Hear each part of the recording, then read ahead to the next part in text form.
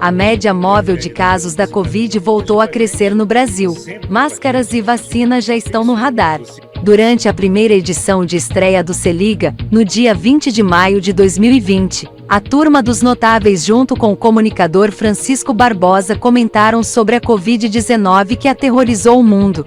Vamos relembrar. Eu vou começar com você, Tedinho, e pelo assunto da hora, que é a mudança do aspecto do coronavírus no Rio de Janeiro. Ele parou de assolar as camadas mais privilegiadas, classe média alta para cima. Os hospitais particulares estão se esvaziando de pacientes, principalmente em estado grave, e agora assola as comunidades.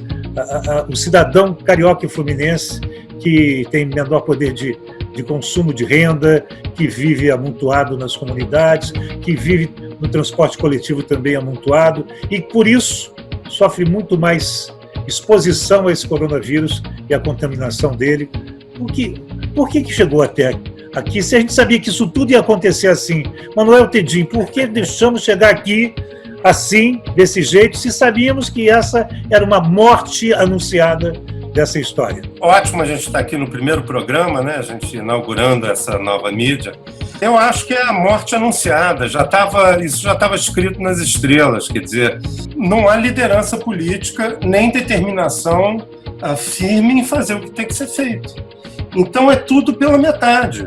Apesar do nosso governador ter agido com alguma racionalidade, ele está deixando as coisas acontecerem muito tranquilos. Não há um processo de convencimento, não há uma relação próxima com os territórios do Rio de Janeiro para fazê-los entender a importância do isolamento para diminuir esse contágio.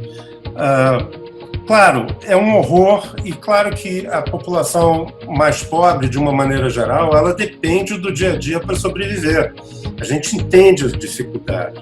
O governo federal veio com um processo que minimiza isso, suaviza um pouco esse impacto, mas é muito importante o dia a dia. O ponto é que se a gente faz isolamento, a gente sai dele mais rápido.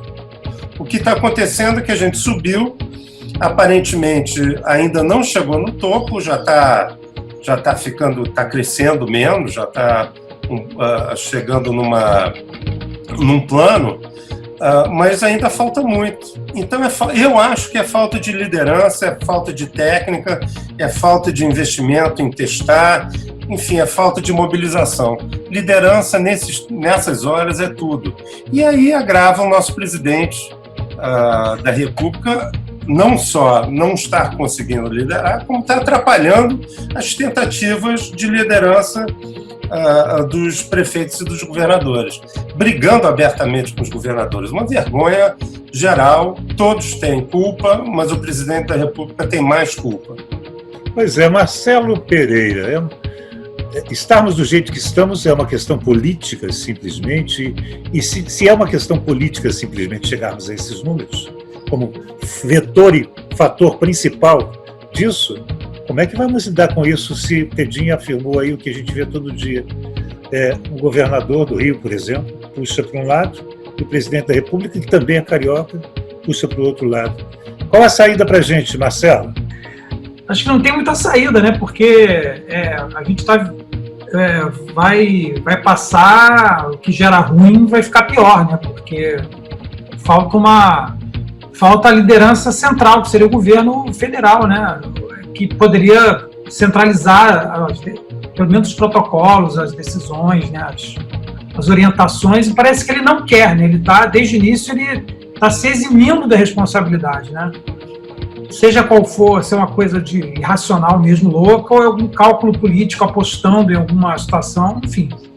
Ou que ele não, como ele já falou, né, que ele acha que ele é o meu governo, né, e não quer que isso respingue e desgaste o governo dele, mas o fato é que a falta dessa ação coordenada vai fazer com que o isolamento perdure mais e os custos econômicos e humanos e tal perdurem mais também, né? Então, pois é. Isso vê uma saída exatamente para isso. Do jeito exatamente que as coisas estão. A saída seria a saída, talvez, do presidente. Mas acho que A grande saída. Pois é.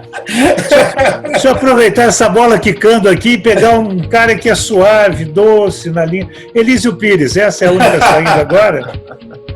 Eu só queria recapitular a palavra que é responsável pelo problema gravíssimo que nós estamos vivendo: desigualdade. Isso os economistas presentes aqui capazes de reforçar a minha tese, mas a desigualdade no Brasil tem sido crescente. Né? A desigualdade é crescente, quer dizer, a concentração de renda faz isso. Quer dizer, dá uma olhada no que está acontecendo aqui no Rio, na Rocinha. Você tem 8 pessoas, 9 pessoas numa casa que eles chamavam de casa também, é um certo exagero, né? De 15, 20 metros quadrados. Então, eu acho que o momento é um momento de organização para sair dessa crise.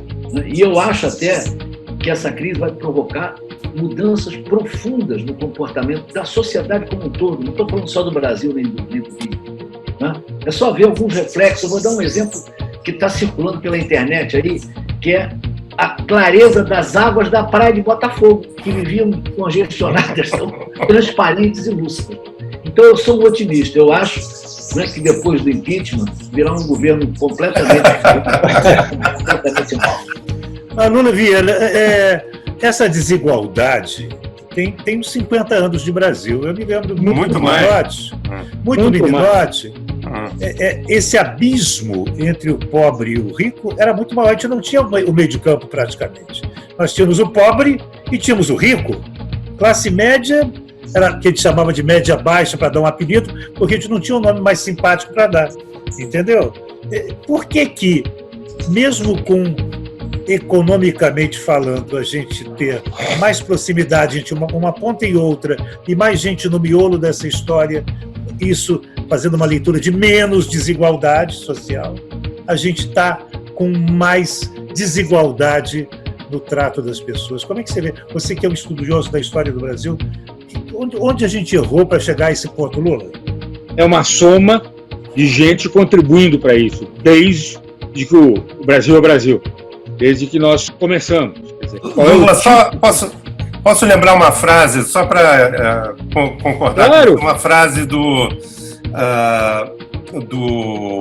Nelson Rodrigues, que dizia o seguinte: subdesenvolvimento não é coisa para principiantes, é um trabalho de 500 anos. Apesar do Nelson Rodrigues ser um grande fraseólogo, nem sempre voltado para a verdade, ele sempre olhava com os olhos dele, mas essa frase tem algum fundo de verdade, sim. Eu acho que o que está acontecendo no país hoje é que, inclusive, né, a classe menos privilegiada, que é aquela que não pode fazer quarentena, que é essa para onde está indo a doença, né? O classe média e classe rica já está conseguindo um pouco mais de proximidade com a cura.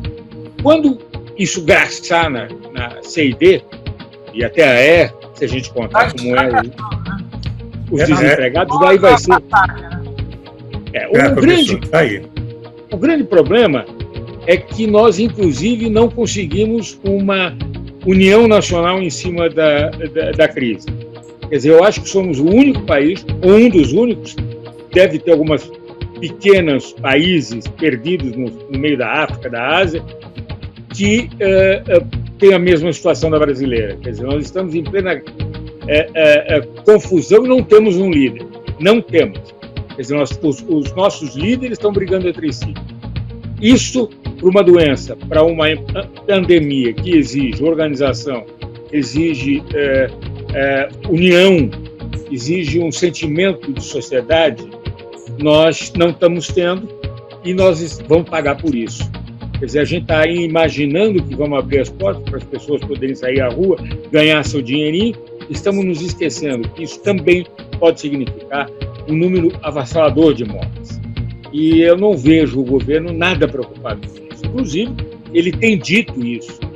Ele, por exemplo, o nosso presidente, há pouco tempo atrás, anteontem, disse que não fez o churrasco para não continuar enchendo ele, mas que, na verdade, ele tem que fazer o churrasco, porque morre sempre muita gente.